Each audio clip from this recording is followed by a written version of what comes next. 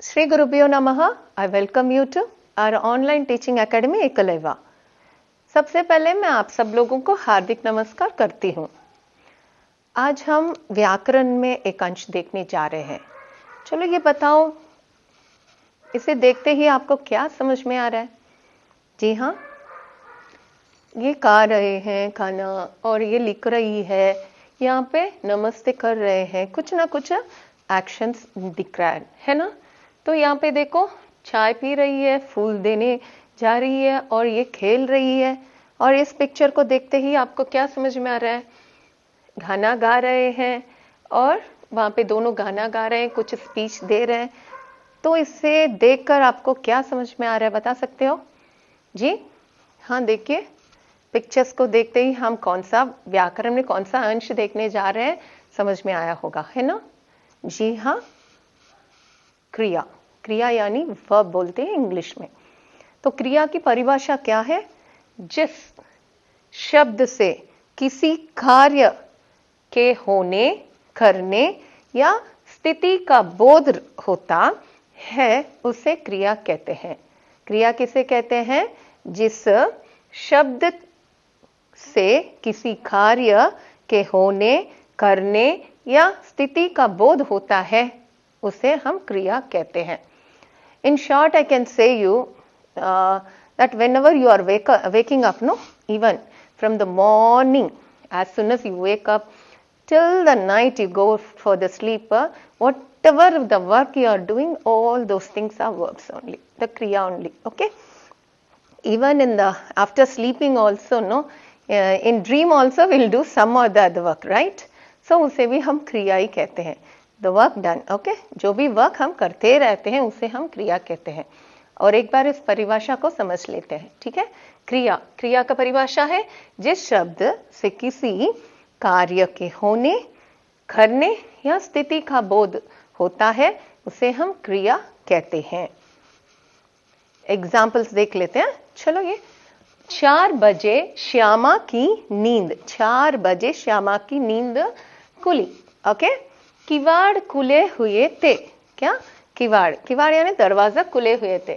वह कमरे में जाकर जोर से बोली, वो कमरे से जाकर बोलने लगी, भैया अंडे तो नीचे पड़े हैं, यानी अंडे तो नीचे पड़ा है। बच्चे उड़ गए, बच्चे उड़ गए। कौन सा अंडा? देखते हैं। बच्चे उड़ गए, कौन से बच्चे उड़ गए? केशव घबराकर उठा, केशव, उसके भाई का नाम केशव, घबराकर उठ गया और बाहर आया, and he came out. Might be कोई चिड़िया के अंडे हो सकते हैं, तो उसी के बारे में उसने कहा। लेकिन उठते ही वह देखने लगी। सो यहाँ पे आपको लाल रंग का शब्द सब दिखाई दे रहा है ना, दिखाई दे रहा है ना? खुली, खुले हुए थे, भोली, पड़े हैं, उड़ गए, घबरा कर उठा और आया। ये सब क्या है? जी हाँ, क्रिया, ठीक है ना? ऊपर के वाक्यों के रंगीन शब्दों में क्या समानता है? What are the similarities in that? All the रंगीन शब्द यानी लाल कलर का है ना, वो सब कौन से सिमिलैरिटीज में है? ये सभी शब्द किसी न किसी कार्य के होने, है ना, कोई कार्य के होने का बोध कराता है या किए जाने का बोध करवा रहे हैं, है ना? होने या कार्य के होने या किए जाने का बोध जो कराता है वो क्रिया कहते हैं। कुछ शब्दों से किसी वस्तु या व्यक्ति की स्थिति या अवस्था का पता चल रहा है। एग्जाम्पल जैसे 4 बजे श्यामा की नींद खुली, वही एग्जाम्पल देख लेते हैं। किवाड़ खुले हुए थे, खुली, नींद खुली, किवाड़ खुले हुए थे और वह कमरे में जाकर जोर से बोलने लगी, तो भैया अंडे तो नीचे पड़े हैं। तो उड़ गए, बच्चे उड़ गए, केशव घबराकर उठा और बाहर आया। अभी देखते हैं खुली, और ये सब कौन सा है? कार्य का होना। मैंने कहा था ना, कार्य का होना और किसी अवस्था में, दैट इज क्रिया का किया जाना, और स्थिति या अवस्था, वो सब क्या क्या है इसमें अलग कर दिया है। कार्य का होना, यहाँ पे श्यामा का नींद खुली, दैट इज कार्य का होना हो गया।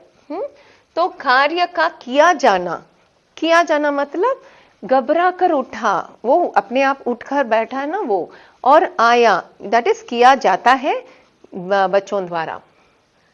स्थिति या अवस्था, कौन सी स्थिति?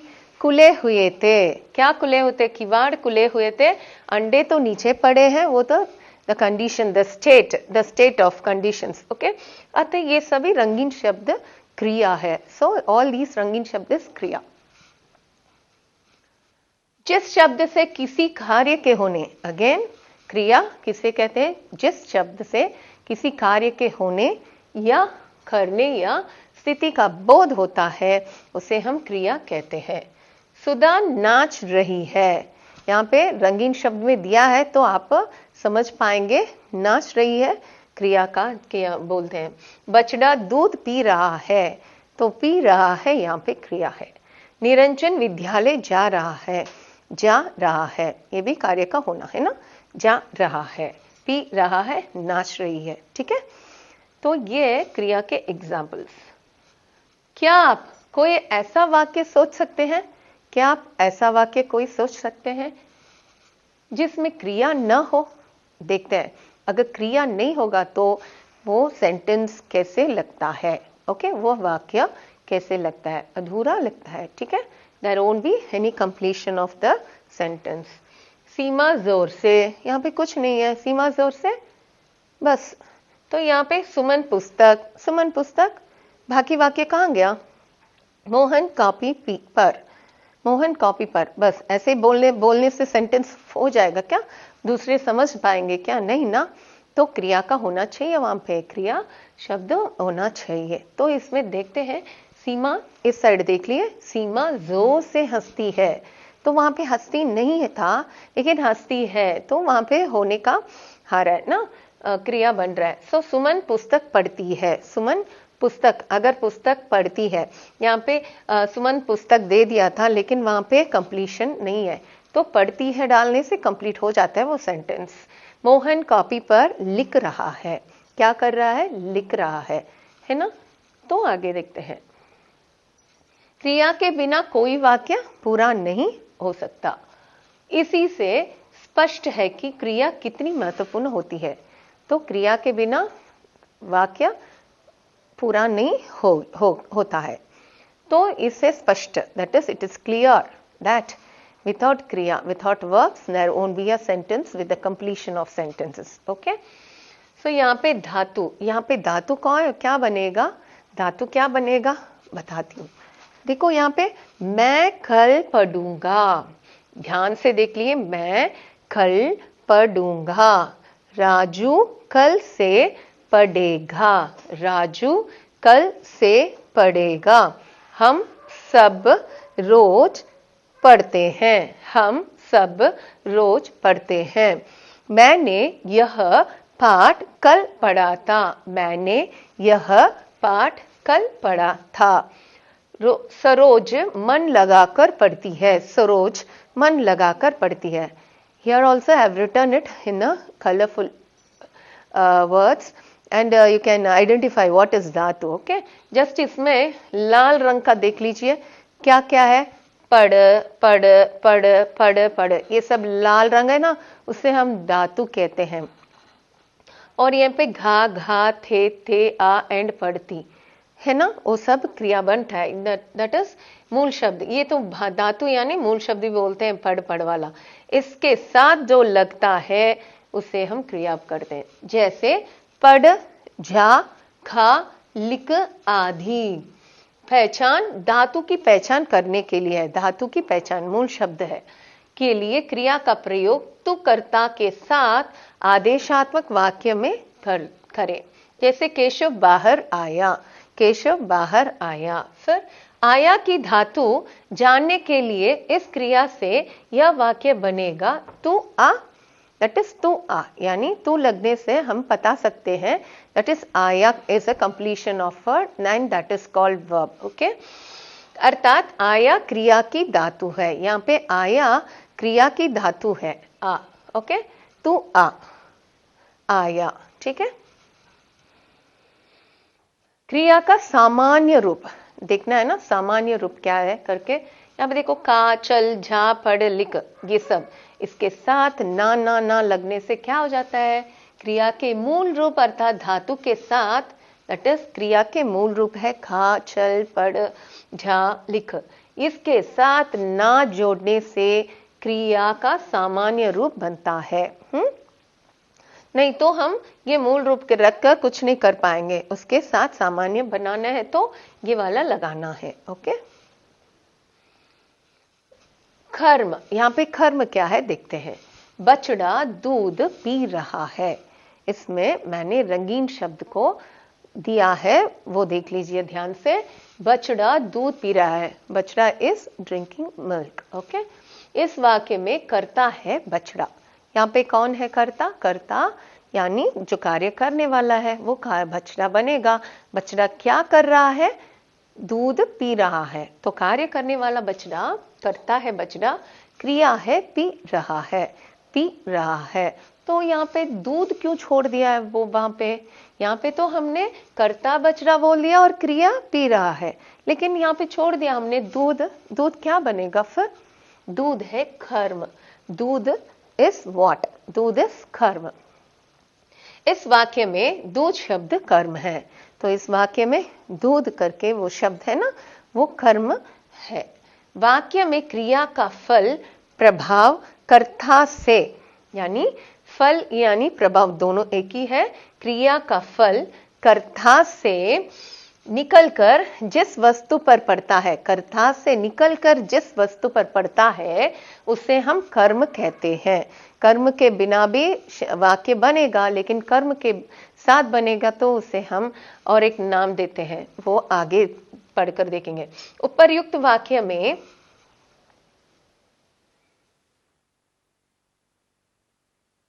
वाक्य में पी रहा है, क्रिया का फल कर्ता से निकलकर दूध पर पड़ रहा है ना। क्रिया का फल उतार कर, दैट इज क्रिया का फल कर्ता। यहाँ पे कर्ता क्या है?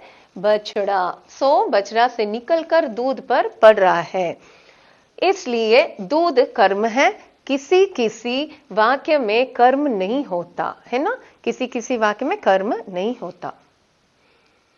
तो यहाँ पे देखते हैं कर्म की पहचान करने के लिए वाक्य के क्रिया शब्द है ना के साथ क्या या किसको, ध्यान लगाओ, ध्यान से सुनो।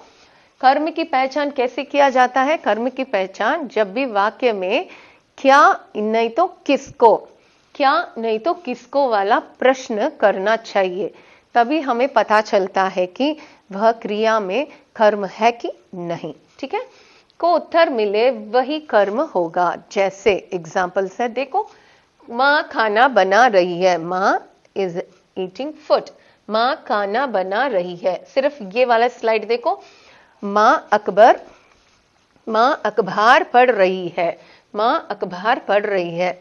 माँ बच्चों को पढ़ा रही है, माँ बच्चों को पढ़ा रही है। तो माँ सो रही है, माँ सो रही है। Can you identify any karma is present in this? Yes. How to identify?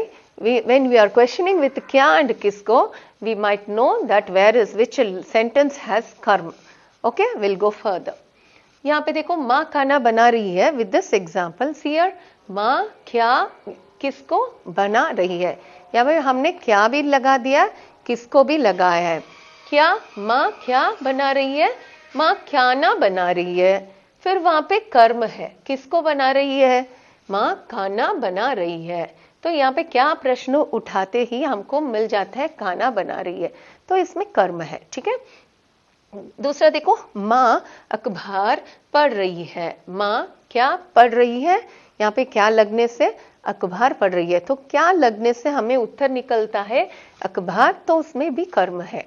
ठीक है, यहाँ पे माँ बच्चों को पढ़ा रही है, माँ बच्चों को पढ़ा रही है। माँ क्या पढ़ रही है, क्या पढ़ रही है, तो उत्तर नहीं मिलेगा, लेकिन इसमें किसको, माँ किसको पढ़ा रही है, तो यहाँ पे बच्चों को पढ़ा रही है, तो यहाँ पे बच्चों को कर्म बन जाएगा। फिर ये माँ सो रही है, यहाँ पे माँ क्या कर रही है, माँ सो रही है, माँ सो रही है, या नहीं तो माँ किसको सो रही है, दैट इज क्या एंड किसको लगने से यहाँ पे कर्म नहीं है। ठीक है, माँ सो रही है, बस इसमें कर्म नहीं है। तो यहाँ पे माँ सो रही है, लेकिन क्या कर रही है? माँ क्या सो रही है? आएगा क्या? माँ क्या रही है? माँ क्या रही है? उत्तर पूछने से आपको उत्तर जवाब क्वेश्चन पूछने से आपको आंसर निकलता है क्या? बताओ। प्रश्न पूछने से माँ क्या, एक मिनट, माँ क्या रही है? माँ क्या रही है बोलने से आंसर निकलता है क्या? नहीं ना, तो यहाँ पे कर्म नहीं है। ठीक है, आगे देखते हैं। आज तक यहाँ क्रिया का पहला भाग खत्म हो रहा है। ओके, अगला भाग इसके क्रिया के भेद कुछ देखते हैं। ठीक है, उसमें दो है, अकर्मक और सकर्मक वाला। क्रिया में अकर्मक और सकर्मक देखने जा रहे हैं। आज के लिए ये part 1 is completing, and in the part 2 we'll see to the next half of the kriya. Okay, to receive our online lessons please press the subscribe button and you will receive the latest update. आपको latest update चाहिए तो subscribe button को दबाइए। धन्यवाद।